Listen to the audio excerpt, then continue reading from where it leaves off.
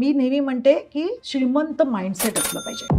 फार डिफिकल्ट आहे हा प्रश्न, कारण का सगळ्यांचे ना गरजा, लाईफस्टाईल हा खूप डिफरन्स म्हणजे मी बघते. कोणी 20-25 हजारात पण खुश आहे आणि कोणाला 2 लाख जरी येत आहेत ना हातात तरी त्यांना ते कमी पडतंय. आणि हे जे आपले प्रेक्षक बघत असतील ते रिलेट करतील. म्हणजे कारण का काय होतं माहिती, जसं तू तुझं लाईफस्टाईल वाढवत जाते, तू चांगल्या घरात शिफ्ट होते, तुझा मेंटेनन्स वाढणार, तुझी गाडीची किंमत वाढणार, तुझ्या घरातल्या गोष्टी वाढणार, मुलांचं लाईफस्टाईल वाढणार, तर तुझा खर्च वाढत जातो. आणि जेव्हा तुझा 20,000 असतो, तुझे मित्र पण तसेच, तुला एक वडापाव त्याच्यात आनंद असणार, हे पाणीपुरी खाल्लीस तरी तुला आनंद असणार. आणि काय मी बघते हे फार सरप्राइझिंग आहे, अर्निंग पेक्षा ज्यांचा पगार कमी असतो त्यांचा कॉर्पस जास्त असतो आणि ज्यांचा पगार जास्त असतो त्यांचा कॉर्पस काहीच नसतो. म्हणजे माइंडसेट, मी नेहमी म्हणते की श्रीमंत माइंडसेट असलं पाहिजे. किती कमवताय त्याच्यावर तुमचं पुढचं लाईफ नाही डिपेंड होत, तुम्ही कसे पैसे मल्टिप्लाय करतायत ना त्याच्यावर फार डिपेंड होतं. कारण का तू 20,000 कमवते, 5-10 हजार खर्च करते आणि 10 हजाराची SIP करते आणि अगदी छोट्यापणापासून म्हणजे 26 वर्षापासून असं काही सुरू केलं, त्यात तुझे वेकेशनला जाते, सगळं करून सुद्धा तुझे 5,000 बाजूला जातायत समजा, तर तुझा कॉर्पस जास्त असणार आहे. आणि तोच जो माणूस मोठं घर घेऊन ठेवलंय, मुलांना चांगलं शाळेत टाकलंय, काही चुकीचं आहे का? तर बिलकुल नाहीये. बट इथे कुठेतरी ना पुढच्या आपल्या जे काही गोल्स आहेत त्याची तरतूद तेव्हापासूनच केली पाहिजे, त्याला कॉम्प्रोमाइज नाही केलं पाहिजे. मग असं करताना मला नाही आढळते अशा क्लायंटचं. तर तिथे कुठेतरी बॅलन्स आणला ना तर मग आपल्याला परफेक्ट जगा येतं.